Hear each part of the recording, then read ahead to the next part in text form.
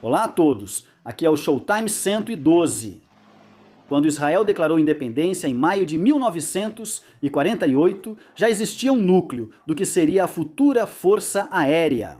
Um pequeno número de aviões civis havia sido usado pelas milícias judaicas para vários propósitos. Mas as primeiras aeronaves de combate de verdade só chegaram cerca de uma semana após a declaração, na forma do Avia S-199, que era o Messerschmitt Bf-109 fabricado na Tchecoslováquia, mas com um motor inferior. A Tchecoslováquia foi o único país disposto a vender armas para o novo Estado judeu, e isso mais tarde seria complementado por Spitfires muito melhores. Vários outros tipos de aeronaves também foram adquiridos por operações clandestinas nos Estados Unidos e outros países. Havia um grande excedente de aeronaves de combate da Segunda Guerra Mundial e elas podiam ser compradas, mas não por Israel, que estava sob um embargo de armas. Pode surpreender muitos de vocês, mas o governo americano da época não apoiava o Estado judeu e as agências federais faziam tudo o que podiam para impedir qualquer envio de armas para Israel. Várias aeronaves de transporte e um B-17 foram confiscados antes que pudessem chegar ao seu destino, mas algumas conseguiram passar. Isso incluiu 2 P-51 Mustangs, que chegaram em 19 de agosto em um navio cargueiro, o SS Enterprise. O quadro inicial de pilotos de caça da Força Aérea Israelense consistia principalmente de voluntários e mercenários de países como os Estados Unidos, Reino Unido, Canadá ou África do Sul. Alguns eram judeus, outros não. Apenas 2 dos pilotos eram judeus locais, nascidos e criados na região. O primeiro piloto a levar um P-51 na missão foi Gideon Lichtman, um americano que voou Mustangs no Teatro do Pacífico durante a Segunda Guerra Mundial. Era 2 de outubro de 1948 e uma trégua estava em vigor, então a missão deveria ser de reconhecimento. Lichtman primeiro levou o Mustang para o Líbano, depois voou em direção a Damasco e, por fim, ao sul, em direção à costa do Egito. Lá, ele enfrentou um forte fogo antiaéreo e voltou para o norte.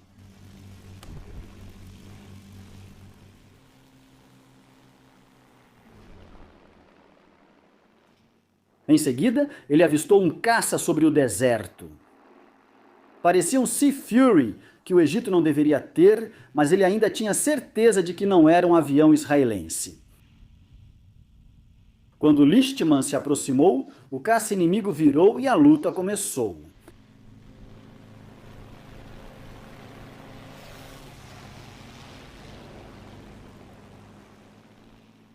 O caça árabe era pilotado de forma muito agressiva, mas Lichtman acabou levando vantagem.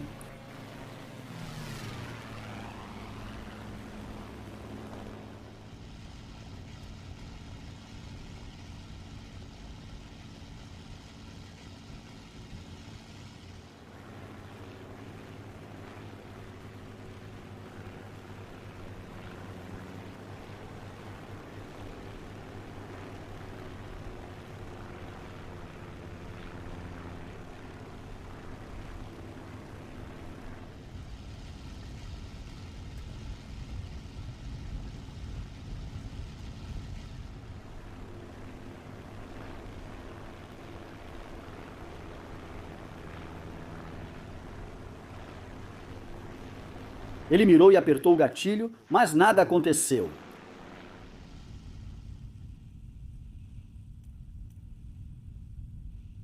As metralhadoras dele não funcionaram.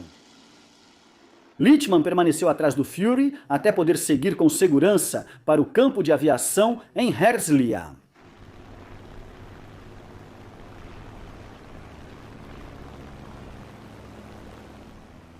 O caça que Lichtman enfrentou era realmente um Sea Fury.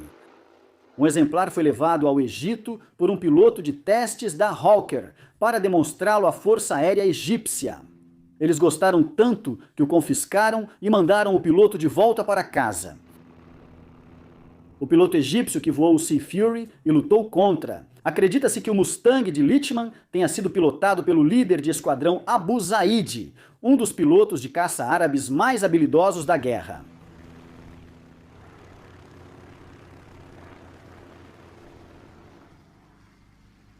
Outra oportunidade para os Mustangs israelenses conquistarem uma vitória aérea surgiu em 4 de novembro, quando os dois P-51 decolaram em uma missão de reconhecimento sobre bases aéreas egípcias no Sinai.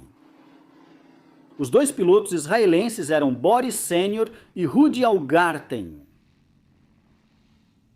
Uma trégua estava em vigor novamente, então eles não deveriam atacar aviões árabes, a menos que fossem percebidos como uma ameaça. Em determinado momento, o líder de voo nascido na África do Sul, Boris Senior, avistou um Dakota na aproximação final. Esses aviões eram usados como bombardeiros, o que bastou para que ele interpretasse as regras e pudesse atacá-lo. Senior mergulhou sobre o transporte egípcio e o danificou.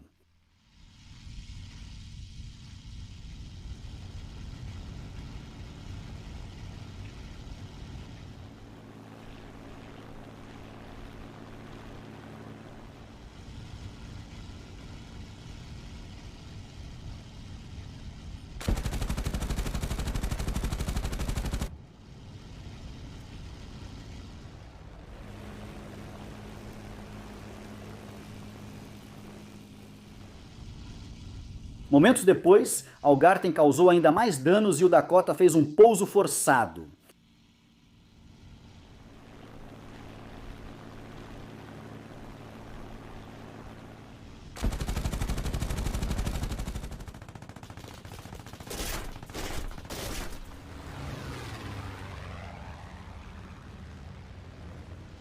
Boris Senior escreveu em suas memórias que não se orgulhou por abater um avião de transporte indefeso, mas ele soube depois que ninguém dentro do avião morreu. Desde maio de 1948, aviões de reconhecimento misteriosos sobrevoavam Israel vindos do leste da Galileia, cruzavam a base aérea de Ramat David e seguiam para o sul pelo Negev. Eles foram chamados de Shuftikites, e no início os israelenses não conseguiam interceptá-los, pois seus caças não eram adequados a grandes altitudes, nas quais os aviões desconhecidos estavam voando.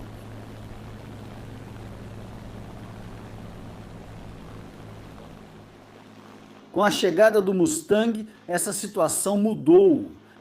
Além disso, a unidade foi transferida de Herzliya para Hatzur, o que lhes deu mais tempo para reagir. O piloto escolhido para realizar a interceptação em 20 de novembro foi Wayne Peake, um americano com mais experiência em P-50 e um do que qualquer outro no esquadrão.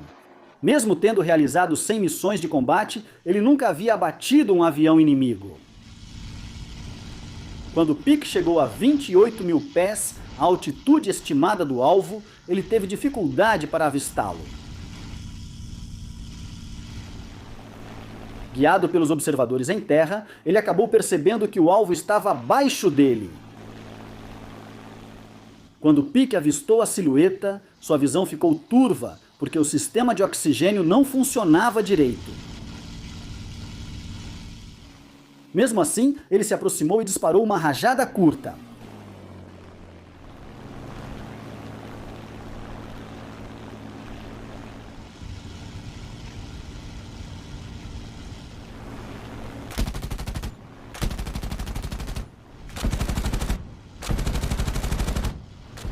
Seus canhões travaram rapidamente, mas o misterioso Shuftikite começou a soltar fumaça e acabou explodindo.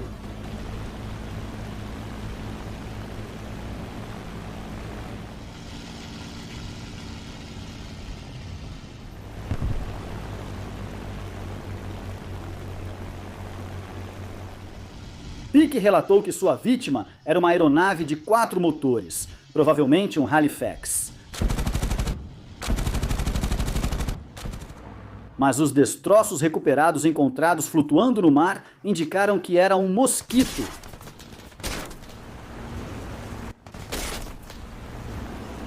Peake estava com falta de oxigênio e via tudo duplicado, então contou 4 motores em vez de 2.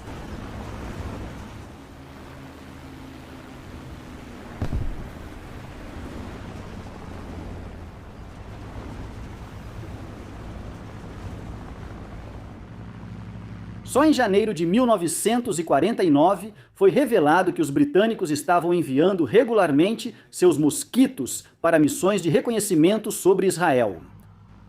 Os britânicos podem ter se retirado de seu protetorado na Palestina, mas certamente não perderam o interesse por ele.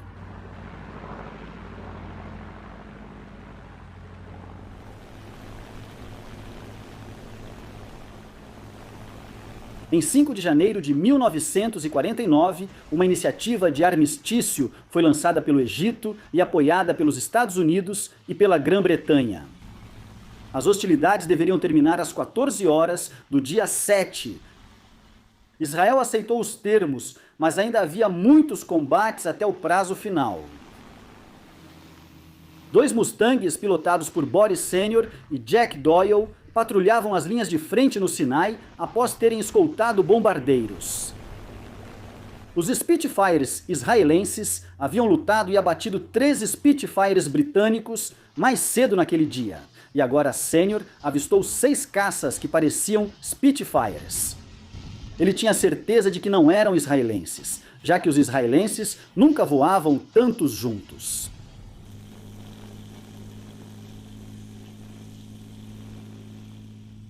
Ele mergulhou sobre eles vindo do sol e, ao se aproximar rapidamente, percebeu que não estavam cientes de sua presença.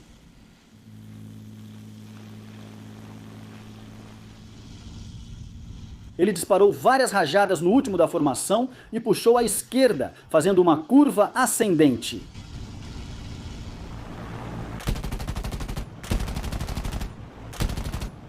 Ele notou que sua vítima soltava fumaça.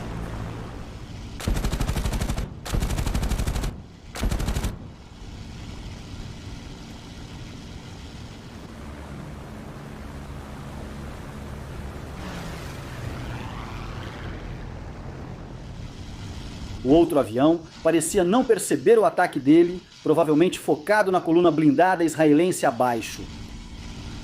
Sênior então chamou seu ala, Jack Doyle, e Doyle respondeu, mas Sênior não conseguiu vê-lo, então ele retornou à base. Ele declarou a provável destruição de um Spitfire.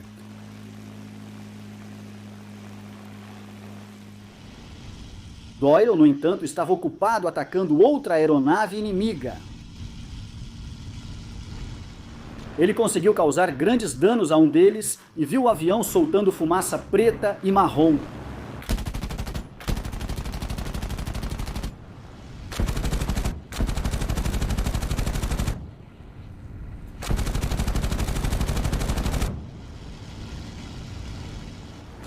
Ele conseguiu acertar alguns tiros em outro, mas então passou direto.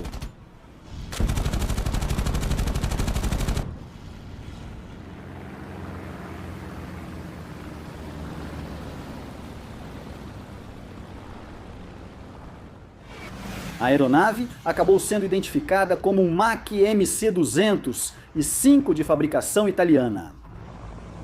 Eram frequentemente confundidos com Fiats por serem parecidos com outro modelo da marca.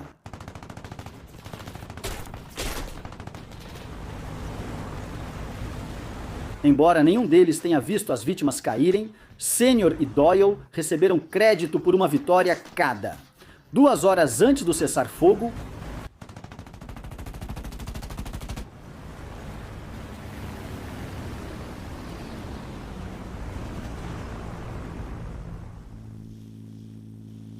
os pilotos de caça israelenses travaram outra grande batalha antes do fim dos combates, mas os Mustangs não participaram. Essa história ficará para outro vídeo. Se você se interessa pelos combates anteriores entre Spitfires israelenses e britânicos, pode saber mais sobre isso em outro vídeo deste canal. Durante a Guerra da Independência, a Força Aérea Israelense possuía só 2 Mustangs disponíveis. Mais unidades foram adquiridas e usadas novamente em combate no conflito de 1956, principalmente em missões de apoio aéreo aproximado. Se você gostou do vídeo, não deixe de apertar o botão de curtir, que é uma maneira simples e eficaz de ajudar o canal. Apoie-nos no Patreon ou faça uma doação pelo PayPal. pois sem isso o conteúdo pode acabar. Obrigado e continue assistindo Showtime 112.